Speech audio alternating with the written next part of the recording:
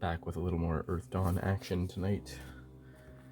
We have found the Quartermaster Chamber in Kaer Hope, and it contained 10 refugees, 10 other survivors hanging out there trying to wait out the scourge.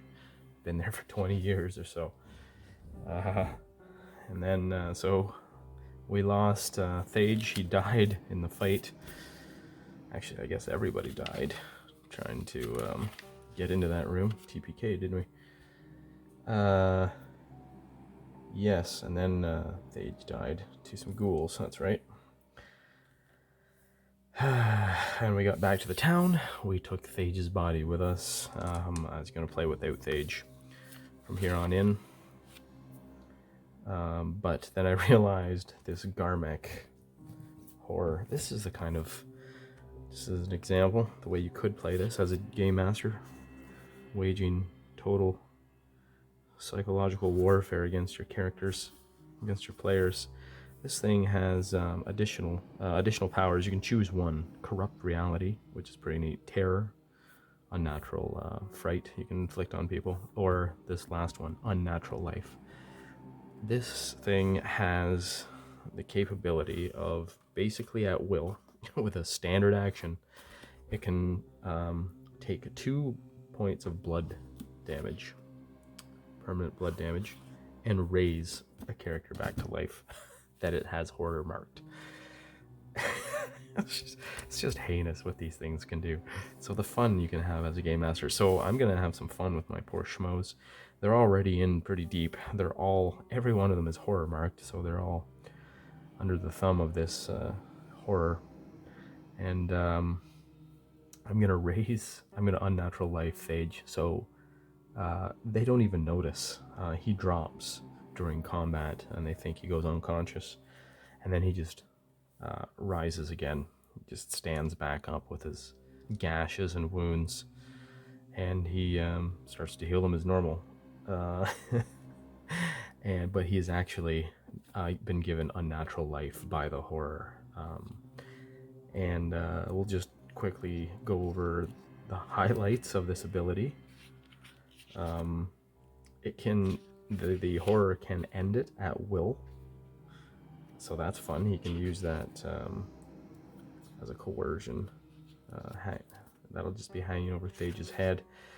The horror will make sure to speak to him telepathically through the horror mark, and tell him, how would you like to live again? Do what I say, and you can stay alive. It says here, this power allows the horror to grant a dead character the gift of life. This power can only be used on characters dead for less than a year and a day. Horror touches the corpse and makes an unnatural life test. Yeah, I guess he should touch, but he does have a horror mark, so we'll let that work. For dramatic purposes, I guess we'll let that slide. And also, since this is, after all, just a playtest of my pamphlet adventure, I need to get 4 characters back in action. The character is brought back to life, costs the horror 1 point of blood magic, which cannot be healed until the victim is killed. It gets all the talents and abilities you had in life, and all memories are restored. It says technically they may make a recovery test at any time as a simple action, and have unlimited recovery tests available. Victims of this power are difficult to destroy. I'm not going to bother with that. I'm just going to play them normally. And the horror may end the effect of this power at any time, and often uses this to coerce the victim into serving it in some capacity. So that's a good time. So the horror raises Thage back to life. Oh, the drama. I love it. And now he's indebted to this thing. And I have been playing it, that the horror has been, since they're marked, has been using, harvest energy. It's a free action, and you can regain karma by feeding off the preferred nourishment, blah, blah, blah. I later realized, this is one gripe I have about the abilities in Earthdawn. Unless you read them all, you don't fully understand what any of them do. Turns out there's a karma drain power that is actually what I would have. It's actually what I'm using.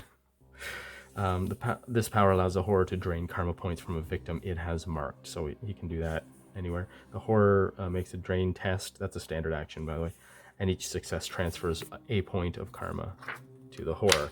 Whereas harvest energy, if the character is in the grip of a strong negative emotion, he can make a test. So, you know, it doesn't, I'm not sure, it doesn't specifically say that I can't, through the horror mark, just glean karma from guys, but it does say they do need to, this is most commonly negative emotions, so yeah, they do have to be in fear, drain fear, or disgust is the way this particular horror works. So I was being pretty hard on my guys. I was just, every day, they were just, as a free action, the thing was basically just making rolls and just slowly drinking all the karma from all these guys. It wouldn't be quite that easy. The horror would have to wait until they're feeling the emotions of terror or disgust before he could make the test. He certainly could have while they were fighting for their lives against ghouls. That's probably frightening enough. But all that said, I will continue to play on, and I'll give them a little bit of karma every time they get in a fight. That's when the horror will start harvesting energy if they are in a grotesque or disgusted or terrorized state. Okay. So all that administrative bookkeeping aside, back in this, time to get back into action here. We're in the fields. The last thing we checked while we rested up in the fields and improved some talents, we meditated, was I rolled for the horror and it moved into the Quartermaster Chamber. It managed to, that was my random roll, so narratively speaking, it somehow managed to trick them or force its way in. And it has killed everybody there and raised them as ghouls. By the next time we go to move out. So it's the next day, and our hapless band of adepts. Oh, the things these poor guys go through in Earthdawn. It's such a dark game. Yeah, let's see where the horror ends up. 16. If I roll a 1, I have the fields marked as room number 1. So if I roll a 1, I've read it before, but I will recap. If the field's chamber is rolled, the water source becomes fouled that day, and the Garmek will emerge from the well 3 days later, having found a way in through the natural aquifer. So that would suck. That will speed up my timetable if that happens. But right now, as things stand, my objectives are: reach the Hope Gate, done. Investigate the Quartermaster Chamber, done. Get survivors safely through the Hope Gate. That is the major to-do. And when we were visiting with the Quartermaster survivors, they mentioned 2 other chambers that might be of interest to us to check out. That being the Ancestral Hall and the Infirmary. There are permanent enchantments there that they mentioned we may be able to make use of. So I think we're going to go ahead and head out and go investigate. Go looking for those chambers. So I had rolled and I had managed to get, I think it was the Ancestral Hall. Oh, let's roll on screen. Why not? Roll a d20. I've got these all numbered. 9, yeah, right here. That's right here. So this is the Ancestral Hall, and that was a huge vaulted circular chamber. So I will just draw that in now, like that.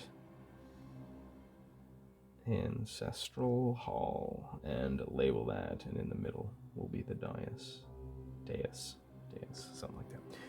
Okay, so we'll say that for brevity's sake, It could be interesting if you were running this game for players and you wanted to stretch this out. You certainly could and maybe should make them explore further, rolling randomly to see where all these unexplored doors take you, and continue to roll on the previous pamphlet adventure until you populate all of these things. The forge and smithy, I haven't found that yet. The gardens, I did find the gardens. The library I have not found, and the cistern I have not found. So all those could be out there, and then you'd add the 4 new rooms onto the 1 to 8 old rooms, so then you'd roll a d12. Anywho, we're going to say that we know the Ancestral Hall's there. We're going to make our way there. Maybe the group in the Quartermaster Chamber told us exactly where it was. Perfectly viable. But you could, as GM, explain away why nobody remembers possibly as well. Okay, so we're gonna head out. We'll roll a d6 for each room and hallway we enter to see if there's any wandering monsters. 3, nothing in the first hall. Into the stable coop. 5, nothing. Oh, I forgot to place the horror. What did I roll for? I don't know. Whatever. 16. He's up here. Through this door. Cool. He's out of our way for now, I guess. I'm going for here, so that's good. 5 into this hallway. We've been getting real lucky. Oh, okay, we come into the gardens. And we run into some problems. Run into trouble. Let's see what we got. On the old pamphlet rolls, an 11. A trap. A trap we had not previously encountered. There is a trap here. Let's see what that trap is. 1d6 gives us a dart trap. Oh, dang. Somehow we didn't trigger that before. Or maybe it's been reset by the horror. It's possible. He's quite intelligent. He doesn't have hands or arms. I guess he could command his mindless, ghouls to do it. They're not super mindless either, but anyways, maybe we just didn't trigger this trap. You could justify it that way too. It's an old trap. Maybe we walked right over the trigger a couple times. This time we get unlucky as we head through this door. I've only been down here once or twice through this door anyways, so in an old door. Okay, so yeah, it was the, what was it, dart trap? The dart trap is triggered. Let's look that up. The trap stats in Earthdawn are amusing. Alright, it says here, the dart trap are commonly used to protect chests, cabinets, and the like. This example has 3 spring-loaded darts that are launched at the victim, coated with damaging poisons. Often coated with poisons. Detection is 15, so I'm going to allow a disarm trap. Oh, no, I'll just allow a perception roll. I'll let the best person in the group roll perception, and that would be Mithra, the wizard. Is he aware? He does a disarm trap too, if you can notice it. He's got 7, or Thage does have danger sense of 3, so that puts his perception up to 7. Same either way. D12, and I need to roll a 15. Oh my goodness. 11. Close. Very close. Didn't quite see it. And let's see who gets it. Who gets the darts to the face? That would be Salavan, the weaponsmith. Just scrying weaponsmith. They walk through it. He's probably near the back. None of them step on the trigger or manage to trigger it, and it fires. Now it has an initiative of step 13, D12, D10. It is. I like that.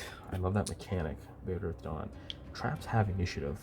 They're always stupid high, but it is possible to be quick enough to step aside. 15 on the initiative. Sullivan's initiative die is a measly D8, so I need to beat a 15 with a D8. Exploding dice makes it possible, but not likely. No, I roll a 5. Okay, thing triggers and just thunks 3 darts right into him. Each causing step. D10 damage with physical armor providing protection. Okay, well this won't be brutal. So the first two are 5 and 4 damage. He does have 5 armor, so 2 stick into his armor, and the third into his armor. All 3 into his armor. Wow. Okay, that could have been worse. If the victim takes any damage, the Shadow Mant venom that coats them takes effect. Whew. I believe that's one of the worst poisons that you can encounter. Lucky him for wearing his hide armor. Alright, we sidestep that problem. He pulls out the darts and tosses them aside and mumbles to himself as they continue on into this hallway here, the last one leading to the Ancestral Hall. And I rolled a 2 for encounter, so no further encounters. So we come up to the door. Now this is a new door we had not investigated yet. I have this handy doors table too on the old pamphlet, and this door is wide open. Super. Okay, we walk in, and this is where we roll for a new encounter. We've never been in this room. Small chance of there not being an encounter, but there usually is. I rolled a 9 on the table, and that is 2 plus 1d4 dogs. We've got 3 dogs. These are undead, rancid dogs. That makes them a little bit nastier. All right, let's set this up. All right, here we are, set up in the vaulted round chamber with the dais in the middle of the Ancestral Hall. 3 undead, rancid dogs. They are angry, like a rabid dog on a bad day. Monster strategy, let's roll that randomly. The table says they fall back to advantageous position, then attack. So they will come around like this. And just kind of wait for us to come in. Now we're gonna try and get smart about this. Oh man, I gotta think a little more here. We're not just gonna run in and fight any longer. Toe to toe like we've been. I die too quickly. Real players probably wouldn't be. Well, they might play that way. They should not. Because as I've demonstrated here, this adventure can kill characters pretty quickly. Okay, so we're going to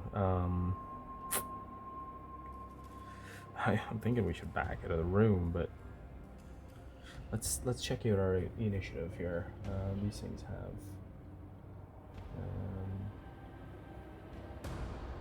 initiative D6, same as us. Okay, 3 for them, 6 for us, so we'll go first.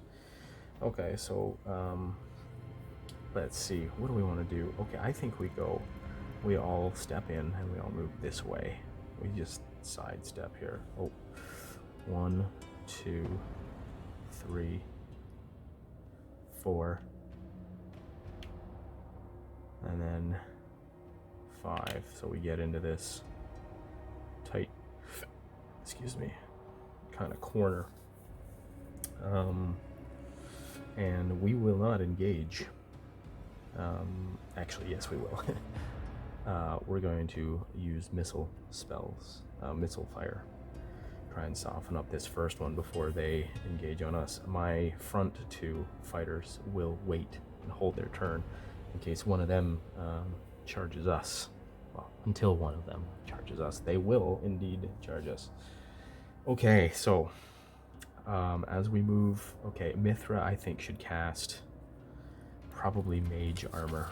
He always keeps mage armor in the matrix. It's matrix, and actually we could be chain casting that. So that will give, who do we want to give that to though? We'll give that to, yeah, I think I better give that to Salavan, the weaponsmith, because he's now my frontline fighter, and he's only got 5 armor and a 9 to be hit, so he is easier to hit than my warrior. Okay, so he is already mage armored, and Thage will cast. That's sidebar here. That's a cool thing about Earthdawn is since you can cast spells at will from your matrix, your astral matrix construct, you're not limited per day, so you can just keep casting these spells. So it can be assumed that while we're adventuring, every few minutes, what is it, minutes? Is it a minutes spell? As long as it's a minute spell, I do believe. Rank. Uh-oh.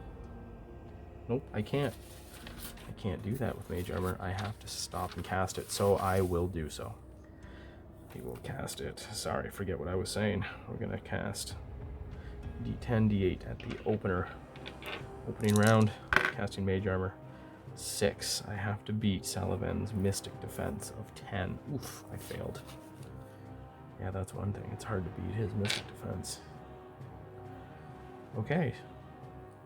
Well, that was a waste of a spell, is it? Actually, I just checked the companion book, and you can voluntarily lower your mystic defense. So Salavan will do that for the mage armor boost, and give him the 8 physical armor instead of 5. I think that's right. Yes, that looks correct. Good. Now, moving along, rock on. Haul back with a spear in hand and let that fly for a step 10. So that's 2d8 on the attack. 2d8. He is going to try to... Yeah, we're not scared. We're not going to lose no karma. Horror's not going to take any karma from us because we're scared of a couple little doggies. We're hardened adepts now. 4. I rolls a 4 on the attack. Physical defense of 8 on the dogs. Oh, 7 actually, because they're rancid. Waste of karma. So Mystic Aim failed. He will. Oh, sorry. That was. That should have been a 2d6. Okay, double ones. Critically failed the Mystic Aim, but and he rolls a 5 on the attack. It's just a big dummy. I missed that one big time. Okay, and my front line fighters there, Salavan, the weaponsmith, and Thage, the warrior, wait. Okay, the dogs will run in and attack. Who will it attack? Goes for Thage. Alright. Bites with an 8, so a 2d6 against... Oh, yeah, I needed to hit an 11 to hit Thage, and he hit an 11. Lucky me. Poor Thage, he always just gets pwned. D8, D10 for damage. That's 7 damage, and that's not a ton of damage. So 2 damage to Thage. Right? Nothing Thage can't handle. Okay, now I just remembered that he has this the Promise Oath with the now dead survivors, but it still holds true, I guess, for the rest of the survivors, because he would have sworn it to all the survivors, I guess. He's got a +2 to his melee attack, so that puts him up to 5. That's sweet. So +6, step 11, d10, d8, and he is going to try and take out one of these mutts. Oh yes, exploding die on the 8. It's a 14 +1, 15. 15, and it has a physical defense of 7. So that's only 1 extra success. Not bad, we'll take that. So he rolls a 13 step, d10, d12. Here we go. We've got a 10 and a 5. 15 damage. Physical armor is, okay, 0 for these. 15 damage to the first dog. 15, eh? Puts it down to 10. And that takes a wound. Alright. That's what we like to see. Fighter, the warrior, doing his warrior thing for a change. Alright, Salavan steps up with his flail and lets it rip. Oh, he's under Blood Oath as well on his melee weapons. He's not as good with his melee weapons, however. Oh, yes, he is 5. He's 10, step 10, so 2d8 for him. Not bad. He rolls, oh, an exploding die on the 8 again. This 8, I don't know, it's like it's weighted for 8s. It's been the cause of a couple character deaths for sure. 14 plus a 2, so 16. Oh, not quite. Needed one more to be 2 extra success. So he rolls 10 plus 2 is 12 step. That's 2d10. Maybe he can finish it off. Oh, and he rolls a 12. 12 damage. It had 10 left. Yes, sir. Okay. We take this dog down. And we've only taken 2 damage. Yes, we interrupted its attack, and then these ones move in. They have a move of 14. Yeah, they're pretty fast. 2, 4, 6, 8, 10. 2, 4, 6, 8, 10, 12. Let's see who it goes for. Yeah, it goes for Thage. Okay, and they attack now. Attacking with, what was it, 8, 2d6. The bite. Did they get one action? No, just one action. That's a 6. That will not do it on Thage. And then Salavan gets a 7 attack. No, needs a 9 to hit him. And that's the end of it. Initiative for them is 4. Initiative for us is 5. We go first. Gotta like that. Okay, from the back, Mithra throws a mind dagger. If that can hit,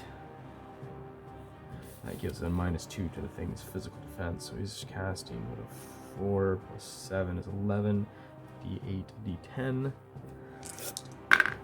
That's a 12. Mystic defense on the thing is 7. Okay, 1 extra success.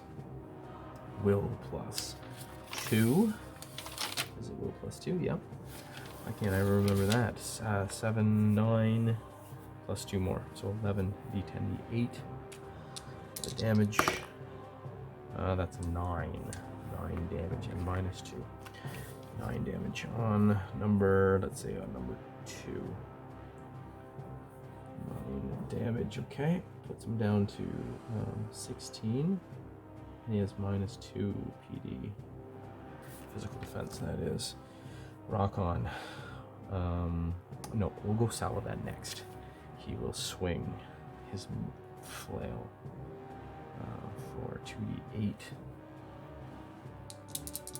Okay. We'll use a karma. That's an 8, so that will hit. Yeah, it only had a -2 physical defense, and that's step 10 for 2d damage. That's 8 damage on it. Okay. We're bringing it down. It's down to 8. Is that a wound? It has 2 wounds now. That was 2 wounds. -2. Okay. It's at 8 hit points. How about we get Thage to try and finish that dog off, that undead rancid mutt. Yes, we'll attack with a d8, d10, maybe with a karma too. d8, d10, and the d6 for the karma.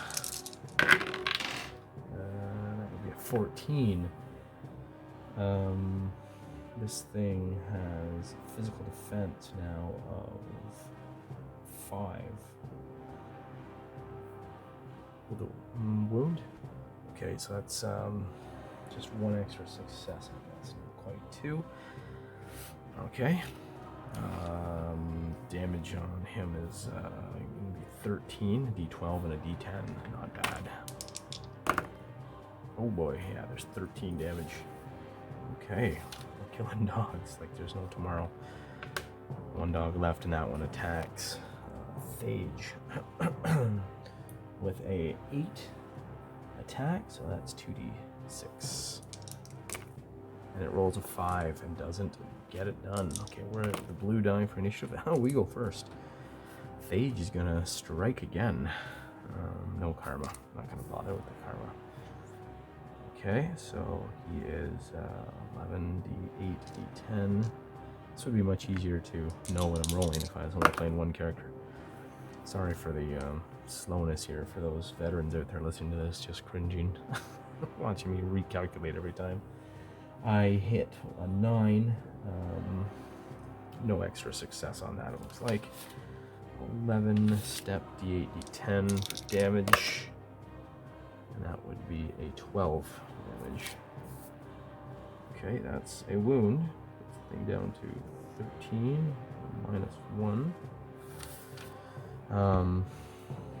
2d8 from Salavan brings down the mace. 5, just barely. Oh wait. 5 does not hit. This one hasn't been mind daggered. I should have mind daggered first. That's okay. We will mind dagger now with Mithra.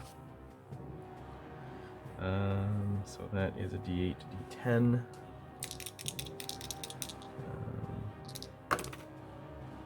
Oops, which one did I roll?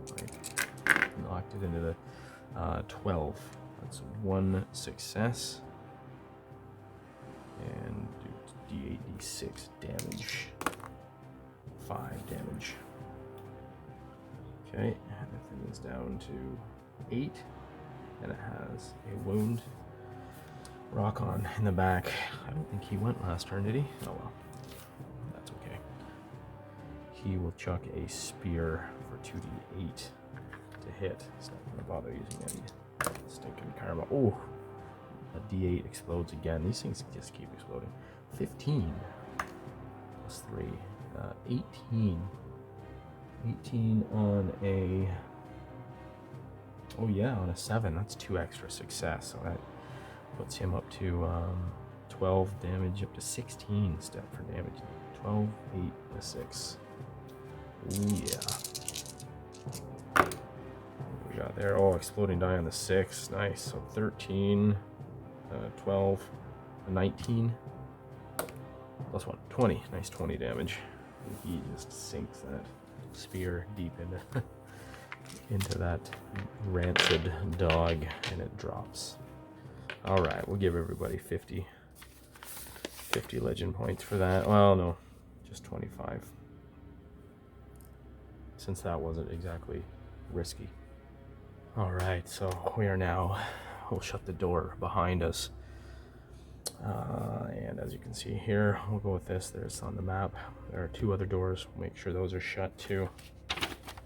And we're gonna take a look around this place, the Ancestral Hall. So we'll read the box text, and it says, a stepped dais stands in the middle of a huge vaulted circular chamber with walls, covered in scriptures, carvings, scrawlings, and runes depicting and describing ancestral lineages dating many centuries back. So that would be of the inhabitants of the Kaer, to track their family trees and whatnot. The stone walls are riddled with small alcoves which contain generational family urns. There seems to be a tracked, rolling wooden ladder which once allowed access to all the urns but now lies in ruin.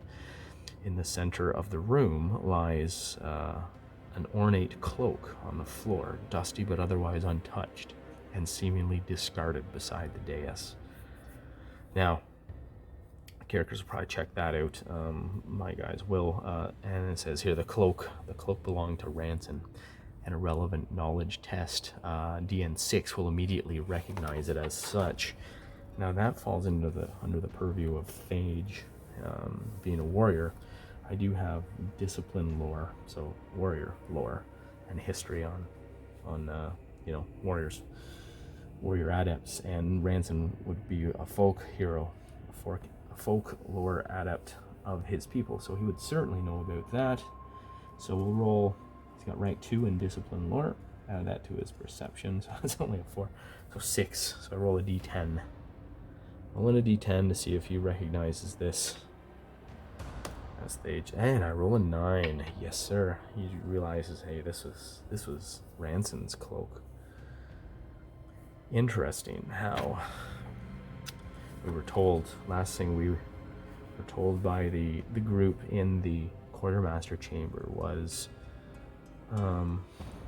Ranson's last day, clutching an ornate brooch on his cloak. He left to face the horror and never returned. So it appears Ranson was here sometime before his death anyhow, and left his cloak. The characters will look around, and it says, if inspected, the dais and archways to this chamber have a very long repeating sequence of runes carved into them, which cause them to be enchanted. The pattern craft test, a pattern craft test against DN4, DN8 plus 4 if viewed astrally, will reveal the dais to grant anyone standing on it the unseen, see the unseen illusionist spell when trying to trace family lineages on the walls related perception tests. So the idea being, if you stand here, you benefit from the enchantment on the dais, giving you the ability to see unseen. So you can easily locate, thousands of scrawlings and carvings on these walls. You can see exactly what you're looking for. It's just a basic indexing tool, but that is an illusionist spell, so that's no good to Thage. He won't care about that anyways, but I will roll pattern craft DN8 to see if he is able to. The Archways likewise have constant astral shield spell, the wizard spell in effect. Both these enchantments can be copied into a grimoire and learned by the usual means. So yeah, pattern craft DN8. So what's Mithra's pattern craft here? He's got it at 2, so he's going to roll at 9, D8, and D6. It's not going to be automatic. That's an average roll. Should be able to get it. Oh yeah, I rolled a 10. So he looks at the archway, identifies it, and oh wow, and nails the dais. So Phage realizes the spells on both enchantments, on the archways and the dais. And he, test again, will reveal the dais. And okay, so then I'm gonna have to try and learn the spell. So this is interesting. So at this point, it says, if anyone stands on the dais, they receive a bonus to all sight-based perception tests as per the second circle illusionist spell, see the unseen. So at this point, I think at this point, Mithra will step up onto the dais, and having been the one to research, he nailed the research tests, I believe, in Ranson's journal, to find out about that brooch. It's called the Broach of Hope, and it was given to Ranson by Hope Winters. So he's going to step up on that dais and take a look for the Winters family tree, just to see what's up there. I'm going to see what that bonus is I get. Ooh, wow, okay, we get a +5. It grants a +5 perception vision based roll. So he's got a 7.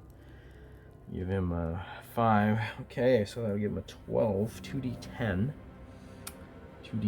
2d10, and the difficulty, let me just take a look. An average person, it would be hard for an average person, but we're a novice, so that would be like a difficulty 8. Need an 8 on this. And I rolled a 11. So yeah, he stands there and locates the Winters family line. So I just gathered around, kind of looking around, and Mithra stands there and notices, maybe right above where we were, is the Winters line. And as he's looking, he made the roll. He would see this next part. The Broach of Hope now rests in the alcove belonging to the family line of Ranson's beloved, Hope Winters. It was a family heirloom and sits 8 yards up the inscription-covered stone wall. So that's what Ranson meant by he was going to return the brooch after his failed face-off with the horror. He was, by this point, probably had been killed and raised by the horror, as the horror tends to like to play with these adepts to siphon more karma off them as much as possible. So yeah, he gave up and returned the brooch, put it in the alcove belonging to the family line, who are now extinct. There are probably no more Winters left. Maybe there are back in the excuse me, maybe I shouldn't say that. Back in the chambers, in the Fields chamber, there may be somebody left in the family line. That is up to the GM. We'll see about that. Now we got to deal with a climb test, though. If we want to get up there and get that, we need to climb 10. So we don't have a thief or anybody like that, but I do. Thage does have climb of 1. So if he adds that to dexterity, that's 7. And Mithra can cast crunch climb. No, what's it called? Crunch climb.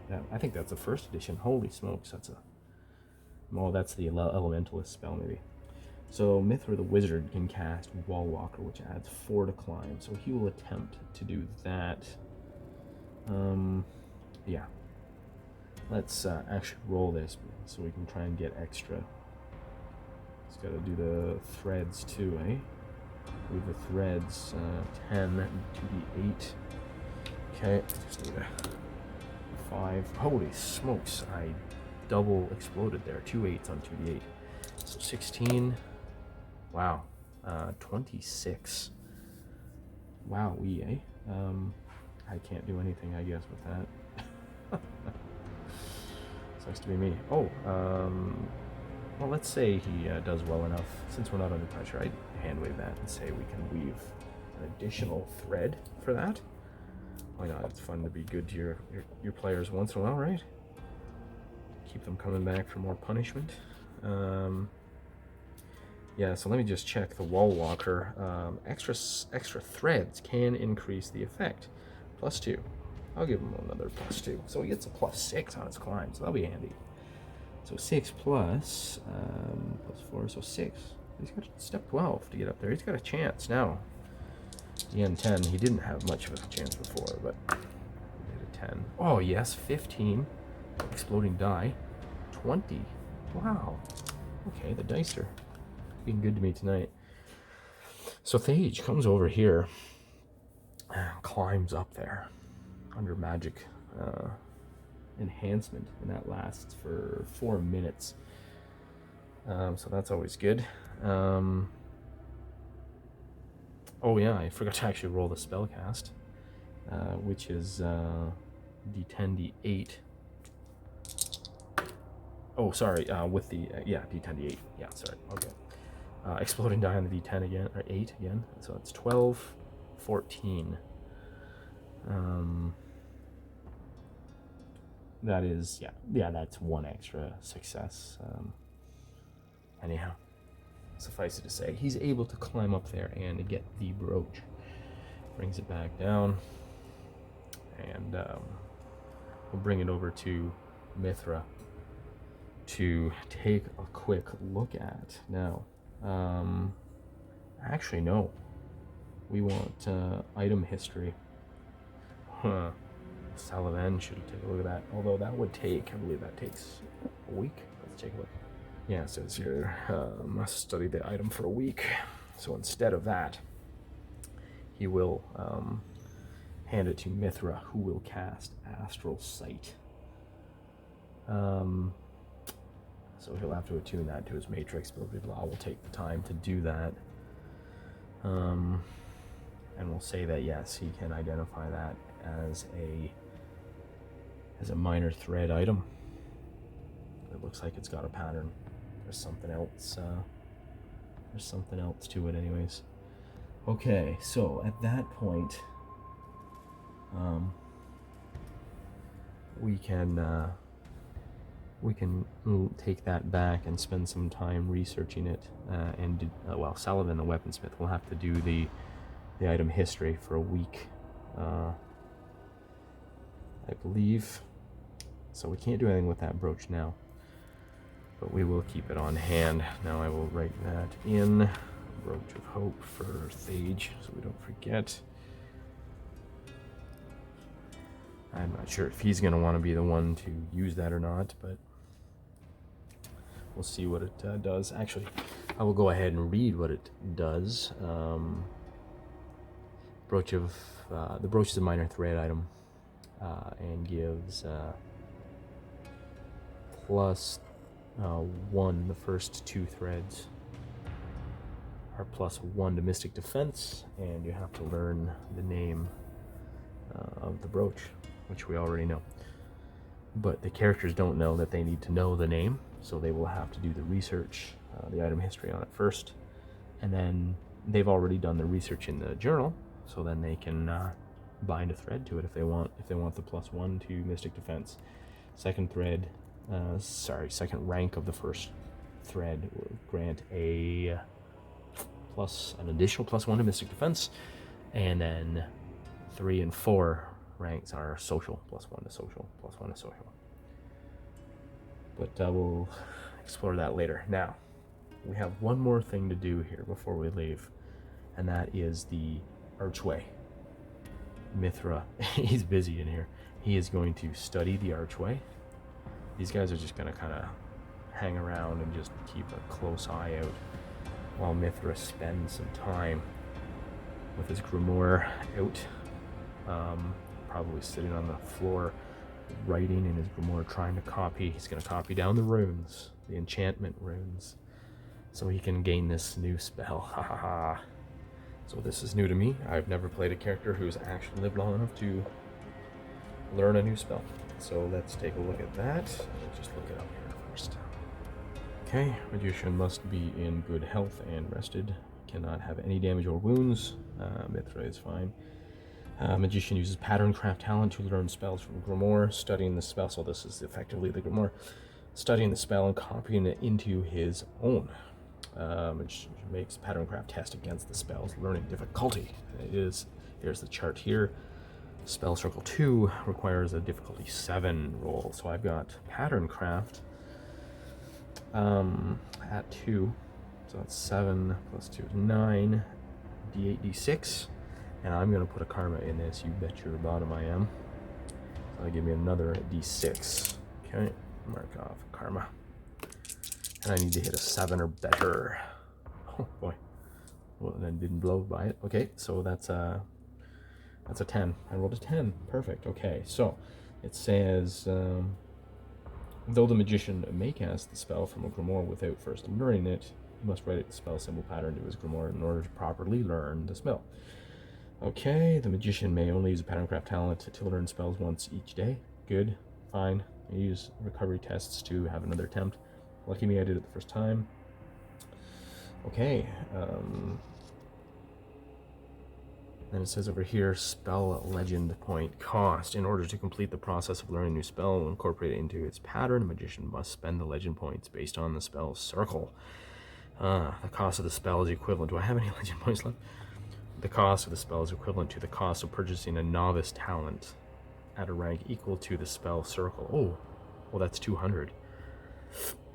I do believe, maybe left, based on that, yeah, on the spell circle, so that's 200 points. Spell is equivalent to the cost, yeah. The magician must have sufficient current legend points available to him when he makes the Pattern Craft test. Oops, I didn't check that, but he does indeed. He has 250. So just like that, we maybe have to spend an hour or two. It doesn't say how long, but yeah, baby, I have a new spell, and that is the, what was it? Astral Shield. Cool. Okay, now I can't cast that until I spend points in my standard matrix ranks. I gotta get my standard matrix talents. I have 2 standard matrices. I have to put those puppies up. Yeah, I have to put those up to rank 2 to cast a circle 2 spell. So that's okay. I can't cast a spell yet, but once I get a little bit more legend points, I'll put one of those. Well, I need 200 legend points. I'll put one of those matrices up so I can cast that spell. Awesome. Okay, so while we're here, we've got the doors shut. Let's see if anything comes. 6? No. I'll roll once more since we're probably here an hour or 2. 3? Okay, nothing comes while we're in here. Mithra finishes up his writing. He is human. He could learn another spell through versatility, but he'd need the Pattern Craft of that. Nope, not gonna bother. That's way out of my league. We'll pack up our stuff. We've recovered the brooch Oh yeah, the brooch, that's huge. Give a legend award for that too. And we start heading home. Let's get these random encounter checks going. We come out of the Ancestral Hall. 4, nothing there. Okay, so remember the McNasty. That horror is sitting up in that room. I'll come into the gardens. 1. We run into encounter again out in the gardens. Let's see what we got. This time it's ghouls. It is ghouls. 2 of them. 2 ghouls hit us up. Okay, and their tactics will be 4. Yeah, only need 1d6. Fall back to advantageous position, then attack. Okay, so they let's see if they notice us. Well, yeah, they notice us coming, and they fall back to this door, and they lay an ambush. So there's, what did I say? There's 2 of them. Okay, here we go. All right, here's our doorway. Our bad guys here and here. Oh, and I need to get Phage, Mithraean. Oh, that's Salavan and Rockon. Okay. So they're around the corners. The door is only 2 hexes wide. We're just walking, marching up. Mithra would be in the back. And let's check contested stealthy stride for these things. They can stealth. They're not super great at it though. 8. 2d6. 4. Okay, so we got to beat a 4 with our perception. D12. Beat a 4, 5. Yeah. Okay. This is the second time these things have tried to ambush us. Or second time a group of them have tried to ambush us and failed. So we notice something's up. But there's like I think I just saw ghouls just duck around those in the corners of the door. So we will go right into initiative. So D12. Ooh, these things are fast. 6. 3 for us. So we come up wary and ready for a fight, and we get in right like this, I suppose. And they do get the jump on us, so they will attack, and then we're gonna withdraw as soon as we get our turn. Oh boy, these things always take it in on me, don't they? They attack with 10 and poison 11, damage 11 too. 2d8. That comes with first attack on Phage. 4, miss. Okay. The other one attacks. Ooh, exploding dice. So this is on Salavan. He does have the mage armor, so I benefit from that at least. So he's got a 14. Oh, another exploding die with an 8, 22. Oh, and a 7, 29. Oh, wow, he's got a 9 physical defense, so that's a nice, healthy 4 additional success, bringing the damage from 11 to 4. So up to 19, D20, 2d6. Oof, haven't seen numbers that high. Look at that. Look at that dice pool right there. That's awesome. This is what it's all about when it comes to Earthdawn. We got a 13. It could have been worse. 20 damage. It could have been worse. No, not really. He rolled over step, so average on it. Step 18. What was it? 19. Yeah. Yeah, he rolled 1 over. Nice. Anyways, 20 damage. He's got that mage armor. Still being chain casted. Oh no, he can't. Can't have chain casted. It's alright. Oh no, he's got armor of 5. Takes 20. 15 damage gets through. Salavan is 17. 17 now. 17 damage gives him a wound. He is hurting from that thrashing. And he is unconscious at 27 or 22. I better check that. That's a big difference. Yeah, he's unconscious at 27. Yikes. Oh. Okay, so his wound threshold was 8. He took 15. So, he's got to make a knockdown. Right? He's going to find himself on his back. Took 15, eh? So that's 7. Target number 7. Let's make a strength check. Target 7, so 5. D8. Wow. 5. He is down. Okay. Finds himself down. Not cool. Okay, poor Salvin. Okay, so he's going to use a strain. He's going to be up to 18 damage now. And make a dexterity check of a D8 against target number 6. To jump up, he fails. He stands up this round, and that's all he can do.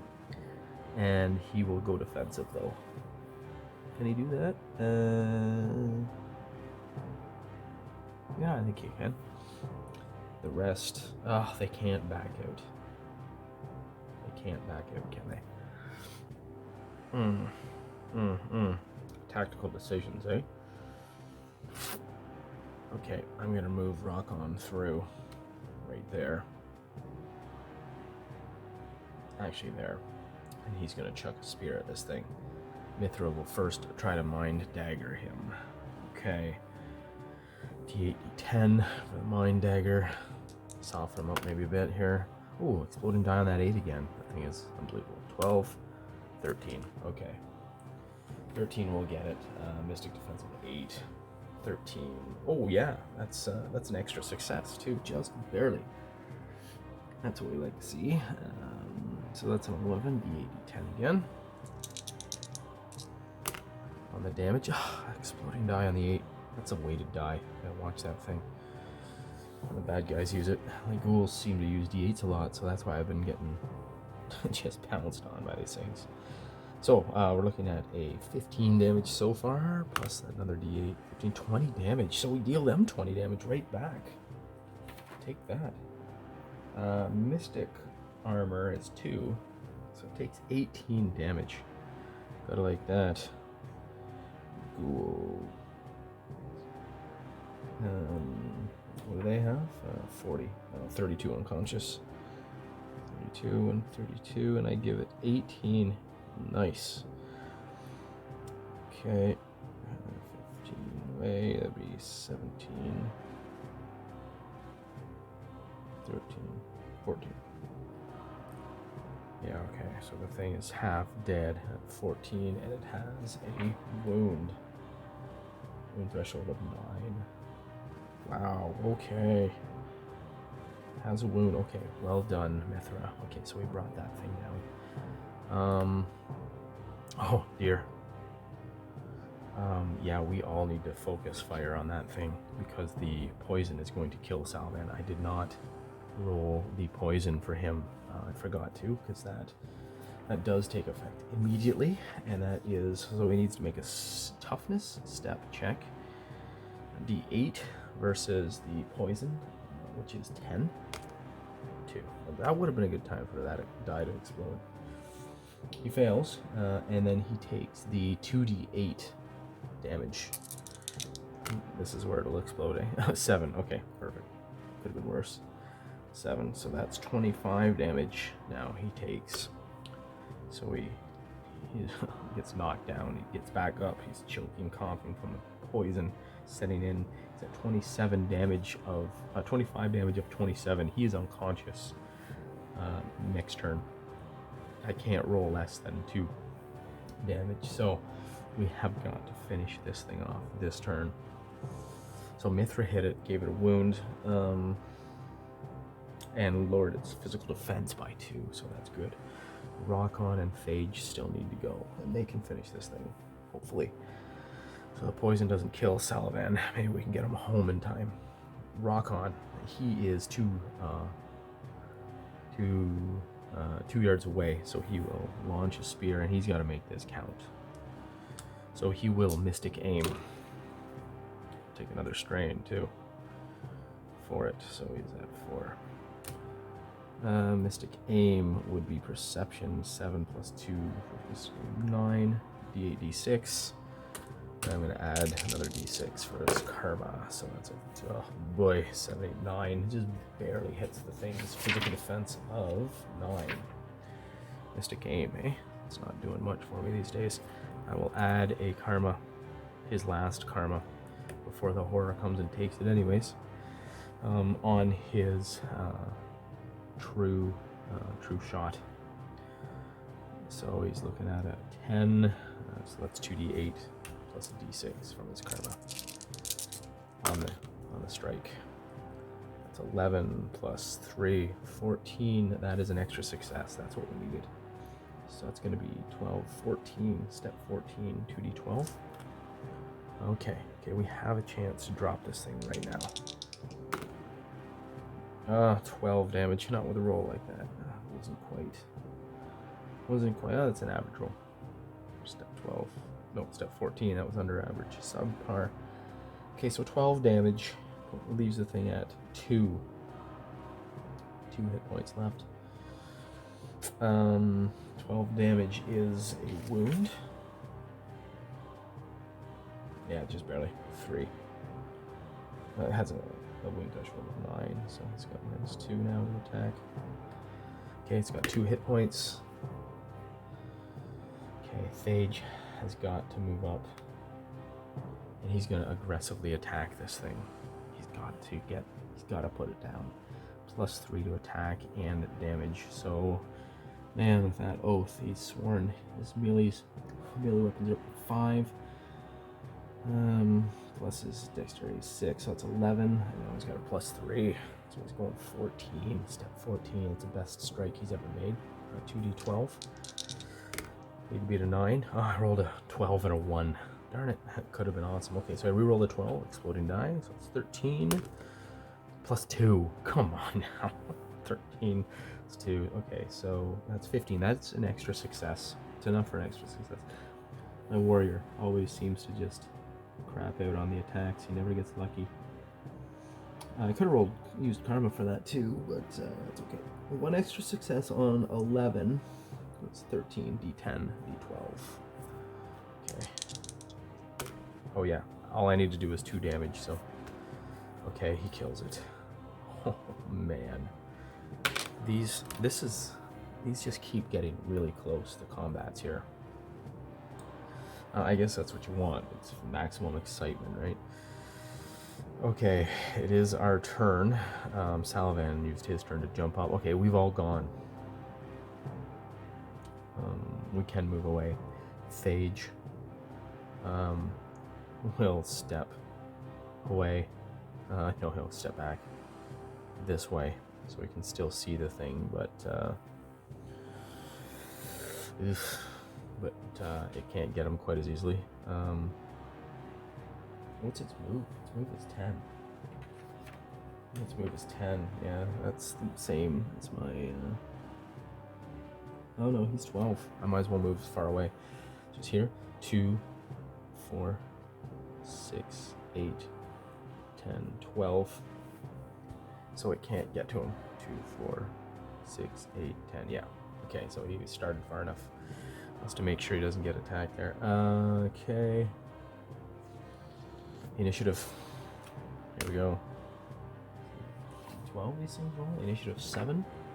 Yeah. Oh, I just rolled a 12. 17 exploding dice. Okay, so yeah, it goes first. Let's see who it attacks. I'll roll randomly 1d4, see if it goes after Thage. 1, 2, 3, 4. So that would be... Oh no, numbering the characters. That would be Mithra. The thing chases down the wizard. It just doesn't like the look of him. 2, 4, 6, 8. Oh. Can it get diagonal? 10. Yeah, we'll say it can. Yeah, and it's gonna attack him. 2d8. Or Mithra. 6.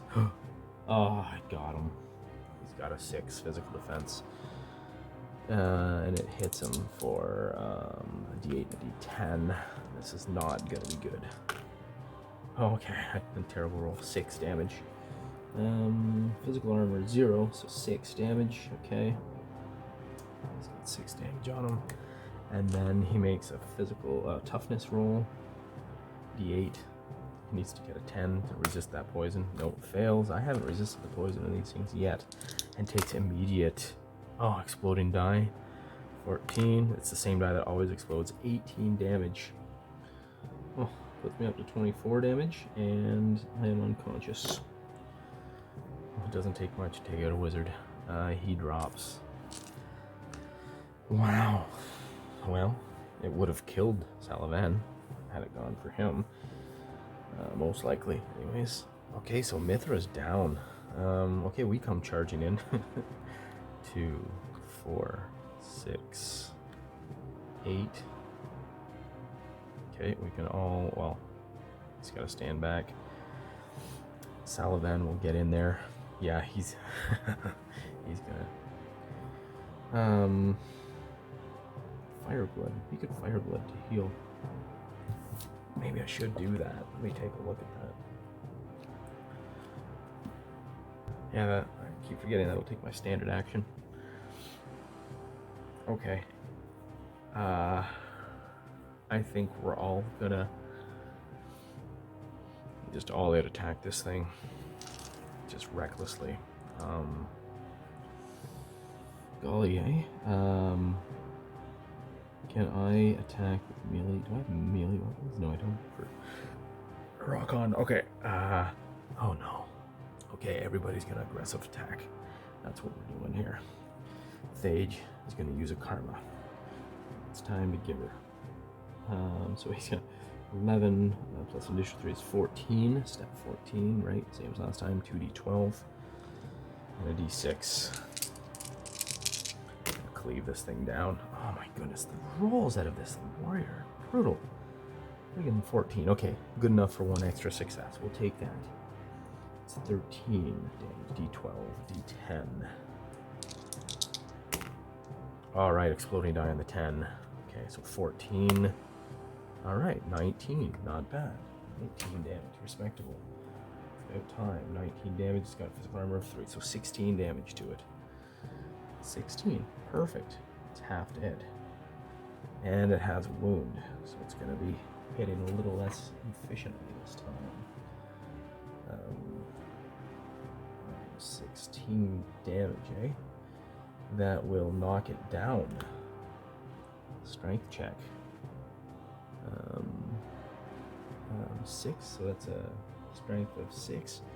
It's a D10. It rolls a D10 against a difference of 5 plus.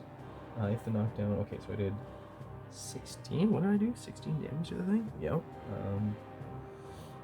It's so difficulty of 8. Oh, the thing is knocked down. Ah, that's what we needed. We just needed to plow into this thing. That'll slow him down next turn. Now we can't hurt anybody quite so quickly. Salavan, the weaponsmith, brings down the flail. He's going to burn a karma as well. He's aggressively attacking as well. He's got the oath. So his melee weapons is 5 plus dexterity 5 is 10 plus 3 for his aggressive attack. D12, D10. Love how it adds up. Oh, and his karma. All right. Exploding die on the 6, so that's 16 plus 5, 21. 21, so that's 2 extra success. Damage will be 10 plus 4, 14, 2d12 damage. Come on. 8 and a 3. Okay, so 3 is absorbed by the armor. Deal with another 8 damage. A wound. Threshold of 9. Not quite. Okay. Yeah, that sucks, eh? Okay, so 8 damage. No extra wound. So it's down to 8. Okay, and then rock on. Oh, he used all of his karma. And he can't aggressively attack with a ranged, so he's just gonna do his normal thing. So 2d8. I gotta do 8 damage. I bought ourselves a turn because it is down. So he rolls an 8 and misses. He just chucks his spear and it clatters off the stone floor and into the corner. He misses the thing as it lays down.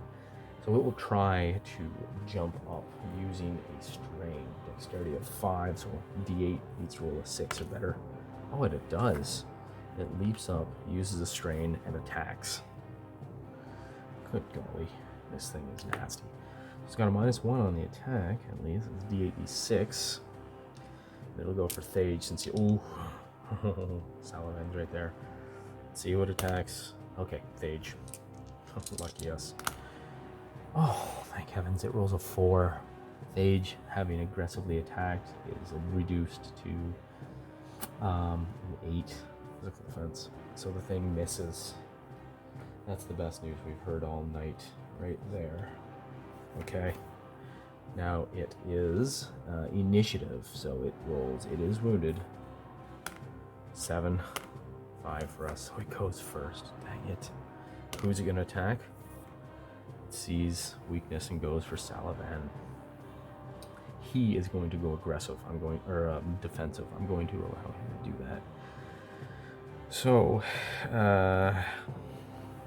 he has the armor on too, doesn't he? No, he doesn't. Never got that chance to cast that. Unconscious. Friggin'. Okay, so the thing attacks with a -1 because of its wound. It's so d8, d6 now. On 11. He's got a +3. His physical defense is 9. Why is it 9? He's got a shield? Does he? Yes, he does. He has a rider's shield. Okay. So that puts him at 9 +3. Okay, 12. Oh. Okay, the thing just scrapes his shield, barely, narrowly missing. Okay, we've got to put this thing down.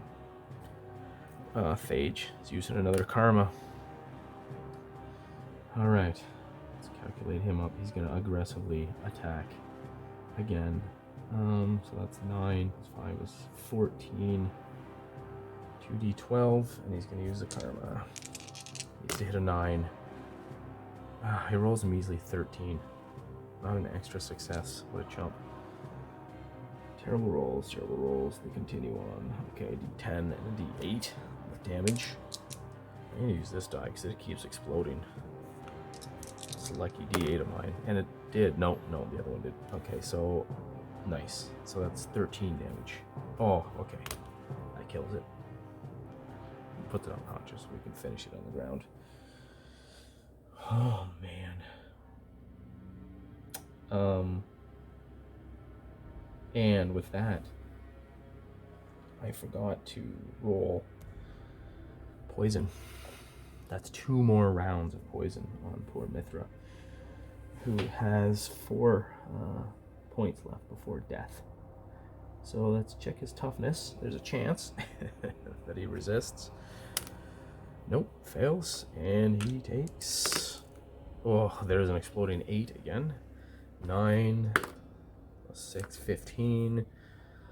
Whoa, that's on the first round of poison. So Mithra is very dead. Once again, though.